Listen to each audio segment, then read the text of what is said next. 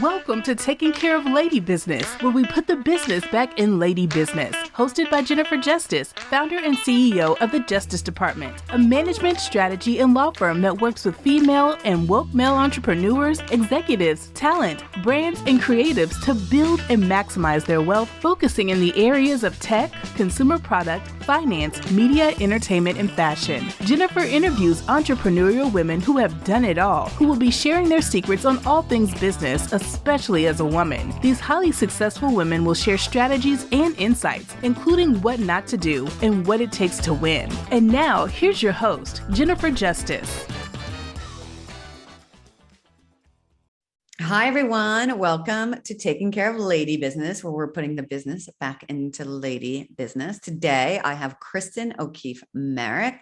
She is a partner and one of the founders. Well, it's a family-owned business, right? That your dad started, correct? Yes. Mm-hmm. O'Keeffe Financial Partners, where she is a financial advisor and a money expert. Thank you for being here, Kristen. My pleasure, JJ. So Kristen is, like I said, a money expert. She also, is a mom of two boys, and she is running a big full life. So we'll talk about some other things that she's involved into a little bit later. But first, I just want to start with what you're doing now and how you got into it. I mean, it's a family business. I think you're the first person I'm talking to that's actually part of a family business. So it's a little that's fun. And what made you want to do it? Most people they either shy away and go the opposite way, or they're like embracing it. Yeah. I started by shying away. My first career was obviously in finance as well, but I came right out of college. 20 years ago, last month, I started my career, and I was a currency trader. I started at Bank of America, was kind of enthralled by macroeconomics at the time. And so that kind of led me into the currency world. Crazy career, crazy way to start your business, or your life rather. It was trading floor. It was exciting. It was fun. My clients were always hedge funds, or just large asset managers. So my clients were just these mostly men who just screamed all day, and therefore I screamed. We all screamed, and it was actually a pretty fun job. It was great. I learned a lot. I learned tons about markets. Foreign exchange is basically the epicenter of macroeconomics and macro markets. So I learned everything there was to know about how the way markets work by just kind of observing things like interest rates and, policy decisions and things like that. So it was a really good primer for me. But what basically ended up happening was in my mid-30s, when I started to have the kids, it just became a drag. It was the money started to dwindle, the funds started to dwindle, and the opportunity to see my children started to dwindle. Yeah, right. Can I see my kids for 4 minutes a day? Is that how this should work? And so I decided to kind of sidestep my way out of Morgan's. I was at Morgan Stanley at the end of my career. They were generous to me on my way out. And so I was able to make a transition. And that's when Dad approached me about coming to work with him in his advisory firm. Dad had been an advisor and still is. I think he's been in the business for 40 years. And he was kind of nudging me to think about it. And, to your point earlier, it's like, do you want to do what your dad did? I don't know. I didn't ever, it was never something I sat down and was like, I want to do this job. But it started to make a lot of sense as I thought more about it. First of all, like I said, I had the background, I understood markets, I had the licenses to do the work. And it started to dawn on me that I could actually do interesting work and make an impact in people's lives with this work. Right. And that's where I think that was the most compelling part to me was I've always been a bit of a fixer. I've always been a bit of a let me sort your shit out type thing. Right. And so this kind of felt like a good job for me. I can come in and I can clean your closet. I can come in and your financial all your closet. Money shit for you. I get your financial closet, so to speak. And so this felt really good. It didn't start out as easy as I thought. I mean, it's a hard business to start, especially when you're in your mid-30s with two little babies at home. And so I just hustled and hustled and hustled. Thank God I met people like you early on in that part of my life, because I feel like you helped me so much. So I'm always so grateful for you. But building a business from scratch was tough, and you bark up the wrong tree for a long time, and you spin wheels for a long time, and you spend too much capital and time and effort on people who are never going to be your clients. And then you kind of have to have that moment. And that moment for me was when I realized that I really wanted to focus on working with women. Right. Amazing. Yeah, for several reasons. One is that women need help with their finances, and two, women are actually really good clients. Yeah. They don't know everything. And sometimes that's the type of client you want, right? Is like, teach me, explain to me. I want to learn, but I also don't need to like tell you what I know all the time. Right. So not that anyone does that. No one does that. Who does that? No, nobody does that. So tell us how you fix, like, what is your day? What do you do? Tell us how you fix their financial closets. Yeah. So what I do initially is, we ascertain if we're a match, right? So somebody comes to me and says, this is my life on a piece of paper right now. And I think people come to me at different phases of life, right? Sometimes they come to me when it's some kind of inflection point in their life, right? I get a lot of like, I'm turning 30, I'm turning 40. I get a lot of, I'm getting married, I'm getting divorced, I'm having a baby, things, big pivotal moments like that. But the other version of that is I've accumulated enough money now in my life, and it's overwhelming to me, and I don't think I'm making the right moves with it. And I don't feel comfortable that I'm making the right choices with this money. And so therefore I need some guidance and I need some handholding. So the job I have is I call it like three parts. Part one is the investments, right? Mm-hmm. That's just the straight old fashioned, let me take your money, let me invest it in a way that matches your risk, that matches your goals and concerns, and that I think we're doing the right things with that money over a certain amount of time. Okay. And that we all have different types of money. We have that we need for short term, we need money for medium term, and we need money for long term. Sometimes we have kids like we have to save for. Mm-hmm. So we have to, think about them and how we're going to pay for college and things like that. So I kind of take all of that. I call it opening up the hood of the car. I look at everything, and then we kind of ascertain what are the short term, medium term, and longer goals.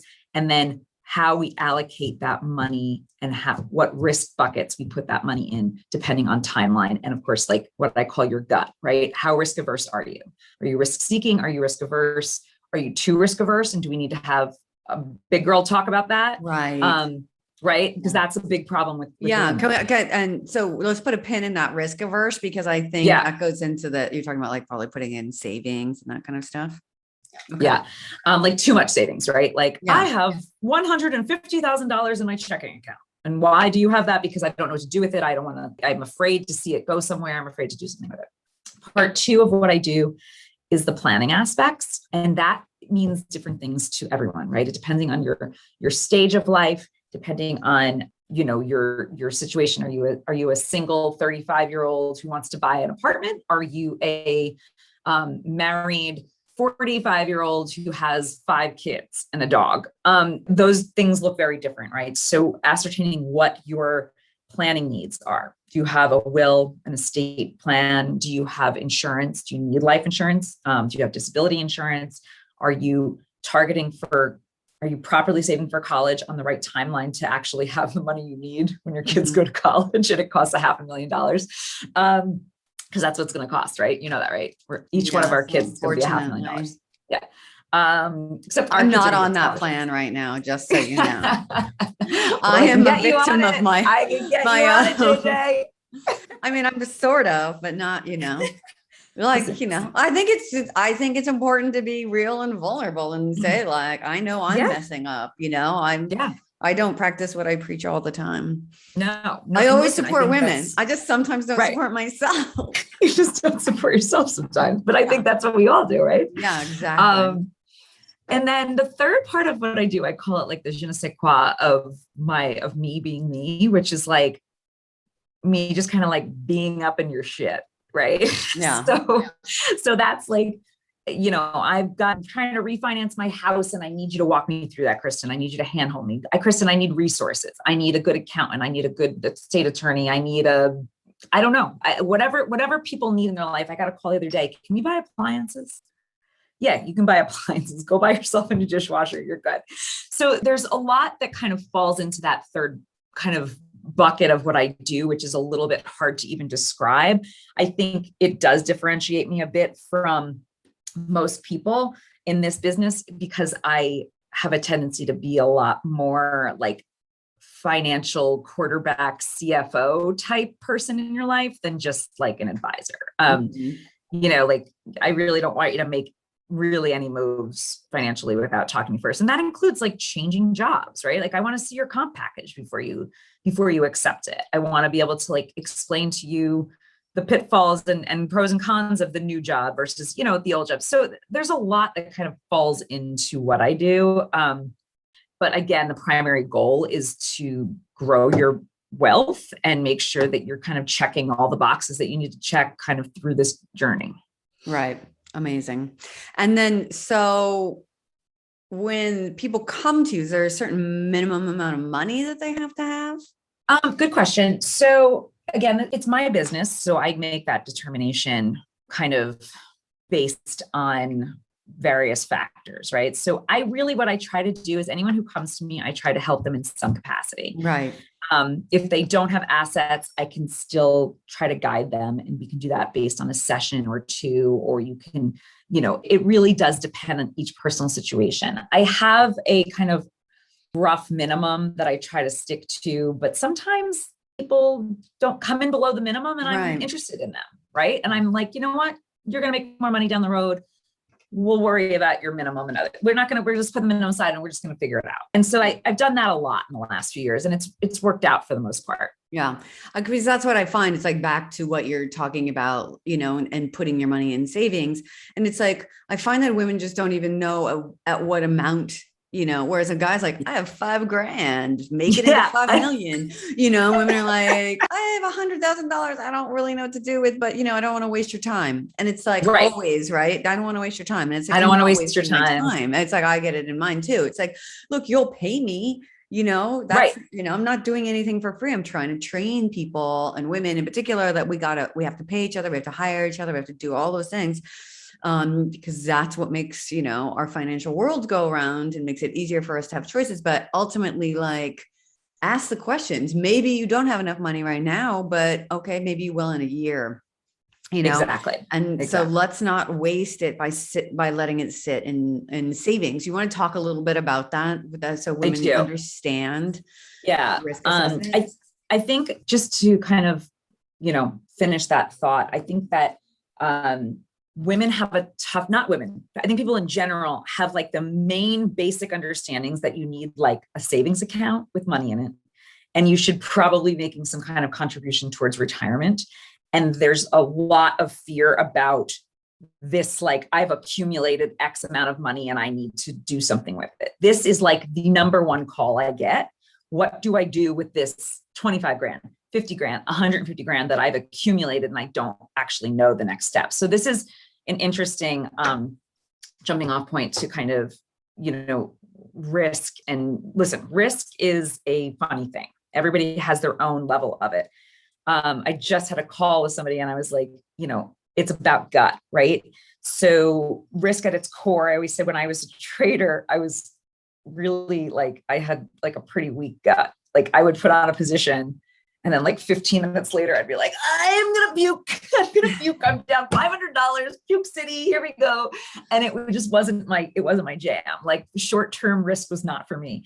And everybody kind of knows that based on how their belly feels when you have like a market fall of 5 or 10%, right? Mm-hmm. And I'll get like my pukers, right? I have my people who just want to puke city. They want to throw up. They want to sell everything. They want to move on. And then I have the opposite end of that spectrum. That's like, we're down 5%. Let's buy. And somewhere along that spectrum, you sit, right? You're somewhere in that. And no, understanding that is really important. Also understanding if you're too risk averse is really important. Okay. So if you have a 401k or an IRA that's sitting somewhere and it's sitting in treasury bonds and you're your age or my age, that's a bad strategy, right? You can't touch that money till you're 65 years old, you know, you have a 20-year time horizon, you can take more risk in those 20 years and allow your money to grow for you. Right. Conversely, if you're saving money for a house in a year, your main goal is capital preservation. So you're going to want to dial back your risk. And a lot of people have a really hard time distinguishing between these two things, between these two extremes. And that's my job, right? My job is to explain appropriate risk. I'm not saying anything that you don't know, and I'm not stereotyping it. There are proven science and facts about the fact that women don't take enough risk, right? And so as a result of not taking enough risk, well, what happens when you don't take enough risk over time? You don't end up with enough money in retirement, especially compared to men, right? So men are going to end up with more money saved in retirement, because they're in the workforce more, because they're not being pulled out of the workforce for kids and parents and all the other shit that we get pulled out of the workforce for. So they're consistently making contributions throughout their lives, and they're more aggressively investing it over that time. So women have a few handicaps when it comes to taking risk. And so there's a real thing called a retirement gap. It's a gender retirement gap, and it's proven men have more money at retirement than women. But it's not just a retirement problem. It's just an overall risk problem. And I think sometimes the calculation of risk in people's head goes back to a lot of the things that we were taught, and a lot of the tropes that we learned, and a lot of things we didn't learn as young women.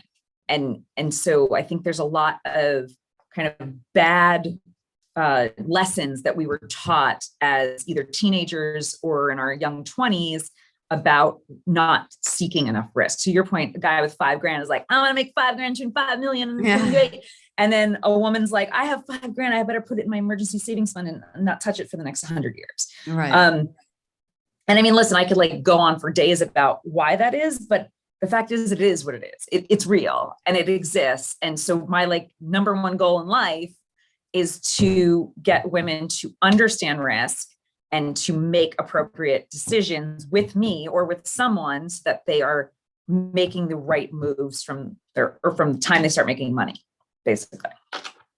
Okay. So when they start making money and they're doing this, so, you went through a whole litany of all the different kinds of things that you did in the beginning, and, financial advisor, I think it's a little bit different across the board and how you see it, because unlike other women that have actually interviewed for this, you're not affiliated with a bank. No, right? We are not affiliated. No. Right. So explain the difference there, because my experience with the financial advisors is totally different. They're not sitting there harping on me about my 529. I have one. It's just not. I know you do. I know you do. Okay. And that is the college, saving for college, for your kids situation. But you do, like, you get involved. So you want to speak a little bit more about that? Yeah. So the way that the industry is kind of has evolved and evolving in the last maybe decade, is that what you're seeing is a lot of advisors moving from what we're calling the traditional wirehouses, the places of like the Merrill Lynch's and the Morgan Stanleys and the UBS's of the world, and moving more towards an independent model. There's a million reasons for that. One of them is compensation. When you have your own business like we do, we make more money, right? That's straight up. We get paid more. I pay my broker dealer for their infrastructure and their supervision and all the things that we do in order to be a financial advisor, but I'm not paying 60 cents on the dollar to Merrill Lynch, like a Merrill broker is. Okay. Right. That's part one. Part two is that I am not subject to about what they're telling me to sell. Okay. I make up my own portfolios. I have a lot of freedom in that area. I just created 2 portfolios like this past month that I'm so excited about. One of them is a pure sustainability portfolio, and the other one is called the Future is Now portfolio. Ooh. And it's really fun. I'm super excited about them. They're really cool. But like I have the freedom to do this, and I have the freedom to kind of say, like, I'm going to sell you the products that we have tested over the last 40 years that we think are really, really good, as opposed to being told, by my branch manager at whatever wirehouse I work at, that I have to sell certain funds. Okay. Like that has gone away, and we have no interest in doing business that way anymore. And I think a lot of advisors are kind of moving towards this model of the independent advisory model, so that you can kind of have this freedom over the portfolios, freedom over the clients you bring in. Places like Merrill Lynch have minimums, right? They won't talk to you at Merrill Lynch if you don't have $250,000. Yeah. So that's very different for me. And thank God I didn't have that, because I wouldn't have had any business at the beginning.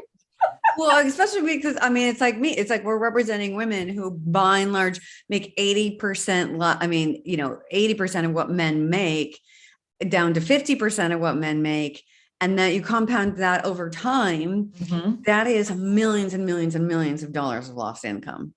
Right. And so our disposable income and what we are individually worth is probably 20% of what men are worth. Yes. Ultimately. Yes. I don't know what data and science have been done there, but I gotta look that up. It's all the compounding effect. It's the same with the gender retirement gap. It's the same exact idea, right? It's like, if you actually look at retirement accounts, you could probably do the math over time of how much wealth has been left on the table. The interesting thing, though, I will say, which is positive, is that the transfer of wealth, allegedly, in the coming years is going to move from predominantly male to female. In other words, that women will control more assets than men in aggregate. This is the very buzzy conversation. You have to laugh, right? Like all the financial advisors talk about this, right? And they're like, hey guys, I have an idea. Let's have women as clients. Ooh, how spicy. They're pioneers, I tell you. And I always giggle. I'm like, oh, really? I should call the women. Let me call the women and ask them to be my clients. But that is allegedly where this is all going, that women will control the overwhelming amount of wealth over the next decade or so. And so all the men need to start calling women. But that is in itself a very unique and different world than we've ever lived in. And so it's so crucial that women start learning more about this. Yeah, for sure. Right? And so when, I know that you're also a money expert, so you talk a lot about it online, et cetera. And you have this kind of program that you call Making Money Less Weird. Yeah. So thank you for about bringing that it up. It's my favorite. I'm actually about to launch my new site. It's probably coming out in the next month or so. The idea is it's a place to go for content. A lot of my pieces that I've written are on there. I'm going to start creating video content. I had done a few beta courses last year on just to kind of put together the syllabus and stuff like that to start creating like little tiny 10-minute videos about what the hell is compound interest? Why do we keep talking about it? Why does it matter? Things like that. But Making Money Less Weird is this idea of exactly what it sounds like. Why are we all so fucking weird about money? Right? Well, who knows? There's a million different reasons why we're all weird about money. Maybe it's our mothers, maybe it's our fathers, maybe it's because nobody talked about it. Who knows? But the point is that we all have this money weirdness, and getting around it and getting over it or digging right through it is the path to financial success. So the platform is really designed to be the place where, I can kind of spread my mission, which is basically financial literacy, right? It's a pretty straightforward mission, but I try to do it in any capacity. If anybody asks me, I'll talk about money, right? So I can talk to teenagers, I'll talk to women, I'll talk to anybody who wants to listen. If you give me 30 minutes, I can really change the way you think about money. And that I think is the most important kind of aspect of what I do, but then also like kind of digging deeper and start talking about investment products, what an ETF is versus a mutual fund, why an ETF is better than a mutual fund, or maybe not. What the difference is between a large value stock and a large growth stock. Things that really are very overwhelming for people, I break down in very kind of discernible, easy kind of bites. And the people are like, oh, wait a minute, this isn't that complicated. And by the way, none of this is that complicated. This is all middle school math and like some buzzy words that we just need to like move around. It's not that big of a deal. It's more this idea that it's overwhelming to us. But I love this platform I've created. It's kind of the answer to, like, I can't manage everyone's money, but at least I can try to.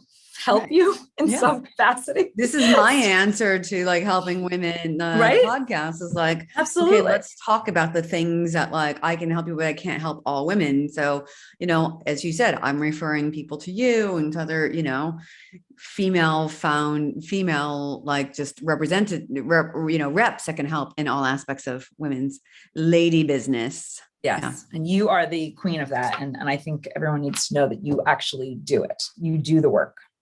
Thank you. Yeah. And I know that you do too, because I know some women that you help and they are, very thankful for the recommendation. So when you're doing these things and make money less weird and you're going to launch the website, which I'm super excited about, like what are the top, like probably 3 mistakes that women make when it comes to their money?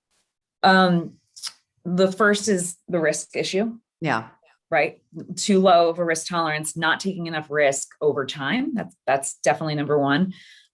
Number 2 is time, not investing early enough. Mm-hmm. Like I want all the 22-year-olds, give them to me, put them in front of me so that I can tell them to start making contributions to their retirement plan, putting $100 in their savings account. I don't care. Just start doing it, because like I always, when I do my seminars, I talk about this idea of how time compounds, and time compounding is like mind blowing. If you start at 25 versus 35, how much more money you have when you're 65 years old. Yeah. It's crazy. Like it's the most insane thing. So that's part 2. Do it early, do it often. Make sure you're actually invested in putting your money in actual growth opportunities as opposed to like treasuries. And I would say number 3 is like the idea of the stories we tell ourselves about money. Mm-hmm. I don't understand that, so I'm just going to ignore it. I saw somebody recently who I've known since high school, and she's married and lives a nice life, and she's got a wealthy husband. And she was asking me what I do for work, and I told her, and she was like, "Ooh, scary stuff. Can't learn about that." And I was like, "Well, I can teach you." And she was like, "Oh no, I don't want to learn." And I was like, wait, what? So like the idea that you don't want to learn about this is, I don't know, it's like kind of like not wanting to learn about like your health. Yeah. Right? Like, I don't want to know if I have skin cancer. What? Yes, of course you do. Like, of course you do. So I don't know, that I think is those are kind of like my hot 3 that I would say that are the biggest mistakes. Right. I know. And the last one, and the education and self-education, because it seems like it's really scary, but like you said, you can break it down and it's not that scary. I mean, if one gender can figure out, we can certainly figure it out, but we've been told it's yucky and it's like, it's not that fun. And so, but it's like, but we like to spend money. So don't we like to earn it? And you never know, there can be always something around the corner. We've seen all the movies, we've read all the articles about, the man who lost all the money and then the next thing, they have nothing, or some tragedy happens, or XYZ, like you never know. And like, why not take control of your life and your independence so you have your own choices? So you're not always answering to somebody else about the money, Right. I think it's so important. And don't be afraid to ask questions, right? Yeah. Like, again, like kind of going back to this like health example, like if I found like a weird skin tag, I would go to the doctor and ask a question about it, right? Like same thing with like, well, gee, this is confusing. Maybe I need to ask somebody for help on this. It's just asking for help is the best thing you can do. I love it.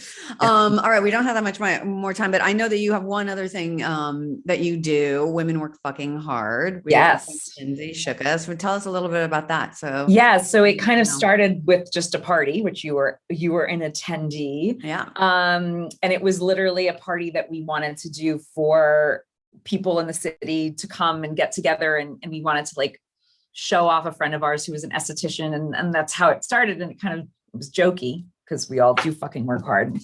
And it just became a thing. And now we're growing it in a concerted way. The goal is to connect women. The goal is to connect women to resources that they need.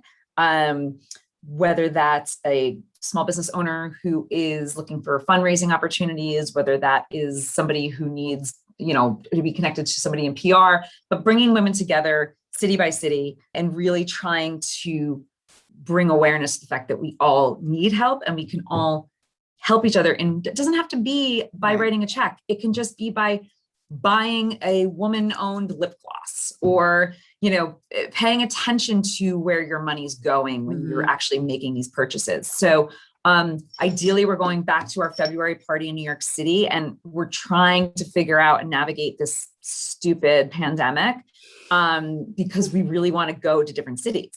And then what we did over the pandemic was we did some of these salon series, which were virtual. And actually, I think we're going to try to do one about Texas in the next week or so, which I'm really we're trying to pull that together right now. So, but the idea is that we can use kind of both of our communities. Lindsay's in the entertainment business. I obviously have a very unique network given my clients and my careers and stuff like that, but bringing all these women together and bringing resources and education to people who are interested in it. Love it. Yeah. Well, like you said, we could talk for 3 days about a lot of these subjects, yes, but we all have something to do. So the last question, which I ask everybody, is what is the worst advice you've ever gotten? God, I've got a few. I had a boss who she just wanted to constantly control my behavior. Like she just wanted to always. And in one business day, I had 2 distinct meetings that she encouraged me to have. I had one with one person and one with a second person. And at the end of the day, she pulled me into a room and she said, "Hey, when you talked to Joe Schmo this morning, you were not nearly aggressive enough. You should have asked for X, Y, and Z. Hey, and when you talked to Bob in the afternoon, you were way too aggressive with him and you should have done this." And I basically looked at her and I was like, "So which one is it? Should I be more aggressive or should I be less aggressive? Like, how is it that a woman is supposed to act on a day-to-day basis? Because you're confusing me." And it was a good metaphor for just some of the terrible managers I had in my former career about just the terrible signals that women get about behavior, right? The way that we're supposed Unfortunately, that was from a woman too. Usually this advice is always from a man. Oh yeah. She was a piece of work. So, I mean, I have plenty more. Most of them are about how I never asked for a proper raise or promotion, but that's a whole other podcast, JJ. Yeah. Well, we have many hours of this podcast. So, all right. So if people want to find you, thank you so much. If people want to find you, how can they do that? Right. Okay. So, my Instagram is, The Girl Who Saves Money. The website is OkeeffeFinancialPartners.com. And the new site that's about to launch is, MakingMoneyLessWeird.com and WomenWorkFuckingHard.com. Love it. A lot of .coms going on in your world. A lot of it. Oh, you can find us on Instagram on Women Work Fucking Hard too. You'll find us. There's nobody else called Women Work Fucking Hard. So yeah, that's true. And The Girl Who Saves Money. That's right. Well, thank you so much. Thank you. Everyone listening. Thank you for listening to this episode of Taking Care of Lady Business. Like and subscribe and let us know other topics that you want to hear about. Until then, next time, I'm Jennifer Justice.